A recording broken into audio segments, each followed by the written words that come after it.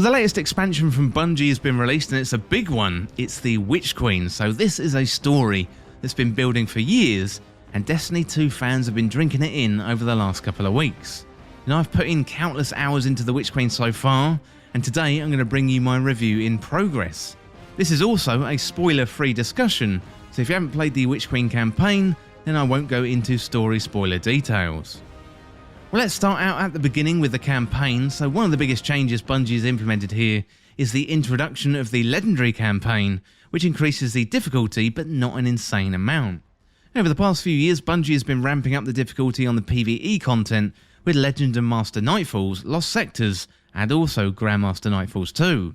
But this is the first time we've had this treatment for the campaign, and you have to say it's by far the best campaign that Bungie has put together for Destiny 2, and it's better by a country mile compared to all the other campaigns. Now, over the past year, Savathun, the sister of the Taken King Oryx, has been waging a campaign against us by infiltrating the Last City and wreaking havoc. She nearly caused a civil war in the Last City by infecting residents with a tune called Savathun's Song, and this turned many of the Last City against one another due to a conflict between the Elixni and the humans. So Mara Sov, the Awoken Queen, returned to us last season to uncover Savathun's plan and imprisoned her, only for Savathun to escape at the end of the season. So in the Witch Queen campaign, we pick up right up where things left off, and we're headed to Mars. That's been mysteriously returned, although it's been changed. The Cabal are setting up massive cannons there, and they have them trained on something that isn't us. They're pointed up towards Savathun's massive throne world ship, and that has arrived in our solar system. Now, we soon cannon ourselves onto the ship, only to find that the Hive has somehow gained access to the light, the space magic that powers our abilities, and essentially gives us life through our ghosts. How did they get the light? Surely they must have stolen it somehow, and it's up to us to find out what's happened. What ensues after this opening is a blockbuster campaign over a series of 8 missions, and it takes us all over the throne world, plus the planets and the moons. Bungie has been very generous with their upgrade materials, constantly giving them throughout the campaign, allowing us to level up as we go. Previously, in Destiny campaigns, we'd have to stop the campaign and go and level up somewhere else for a little while, but the campaign was very generous with its rewards. All of our gear has been brought up to the new minimum of 1350, which meant we could use anything to kick off the campaign. However, you're quickly into the leveling grind with blue items and new armour and weapons. The Legendary campaign mixes things up with difficult but not impossible encounters, plus there's a number of set pieces throughout the campaign, with returning classic characters from Destiny 1, nods to boss battles from raids gone by, and the whole thing culminates in an entertaining, tough boss fight at the end of the story. We also get a tantalising peek at what's next for the Destiny 2 story in one of the most interesting cutscenes we've seen in the franchise history. The story throughout the cutscenes and the character development were absolutely fantastic, and we've got a few new characters introduced, and our perceptions of existing characters are also thrown into disarray. The story twists and turns, and in the end, you don't really know how it's going to pan out until it does. This is the culmination of a huge year for storytelling in the Destiny 2 franchise. Beyond Light was a turning point for the narrative team, and season over season the team at Bungie has been producing some fantastic storytelling, even though that much of Beyond Light's gameplay fixes were focusing on the issues introduced by Stasis. The Witch Queen campaign was great storytelling, great mechanics, and it stands on its own 2 feet as a great shooter campaign, and it's definitely the best we've had in Destiny history.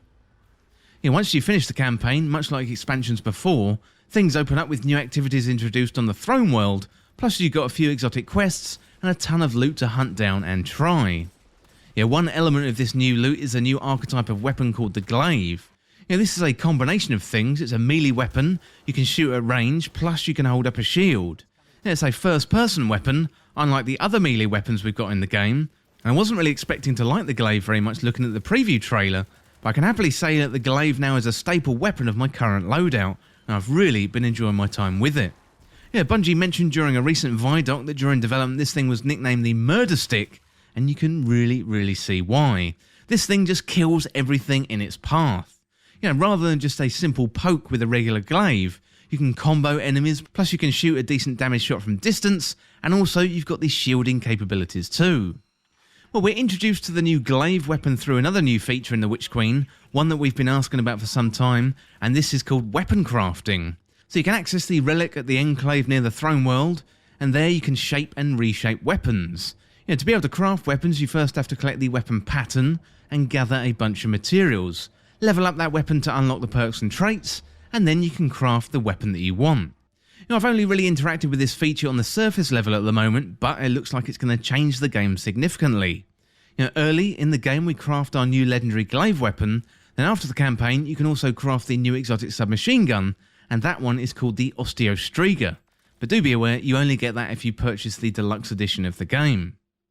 I've got some serious problems with my vault. I went into the Witch Queen expansion with about 350 out of 500 items, and I'm already running out of space.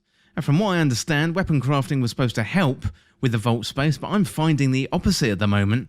It's clogging up more space than it's helping, but it is early days for the new system. So it's a fairly new and complicated system to get your head around in the context of Destiny 2, but so far I really like it and you can see the potential. I think we're conditioned in Destiny 2 to find weapons and not craft them, so it's definitely going to be interesting to see how this goes. Well, another major update in the Witch Queen was Void 3.0, and this is a complete overhaul for our Void subclass, and they move it into the same subclass type as Stasis. So we've got now much more freedom to pick and choose the combinations through our aspects and our fragments, and thankfully most of these are available to us when we start the campaign, and gone are the tedious quests to unlock new ones season over season. I don't think I ever finished all characters' aspects and fragments of my other characters in Beyond Light for Stasis. I would love to see Bungie go back and retrospectively unlock all the Stasis abilities for us. Void 3.0 is great, and this led me to pick a Warlock to start the Witch Queen, and I haven't been let down. Void explosions seem to be the flavour of the month at the moment, and with the Warlock, I've got grenades, class abilities and rifts that can help me out in battle. Void 3.0 has brought the space magic back to Destiny 2, without it overwhelming the sandbox like Stasis did. Beyond Light brought Stasis with it, but for many players it ruined the game for them, with many top players leaving. So in the post-launch updates in Beyond Light, they were spent nerfing Stasis and rebalancing the sandbox as PvP was almost ruined. Void 3.0 doesn't seem to have had that effect, which is really, really good news for all of us. Bungie has bought their A-game with the new loot as well. We've got the Throne World weapons, we've got the new world loot pool, new exotics, plus a whole bunch of exotic armor pieces too. The Throne World weapons are really, really good. I really like the look of them, and a few of them stand out, like the Forensic Nightmare submachine gun and also the Father Sin sniper. The new world pool loot weapons have the ridiculous Funnel Web submachine gun, which is really very much like the old Recluse from seasons gone by. Plus we've also got Crate, a really, really good new auto rifle. It feels like there's something here for everyone, and the sandbox feels really fresh.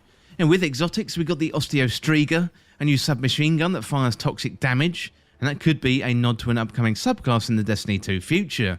Grand Overture is a Cabal grenade launcher, and that makes you feel like a Cabal Colossus. Plus we've got the Parasite grenade launcher, which shoots hive worms. Finally, we've got the Vow of the Disciple raid this weekend, so it's currently the eve of the new raid, which is why this is a review in progress and not a review.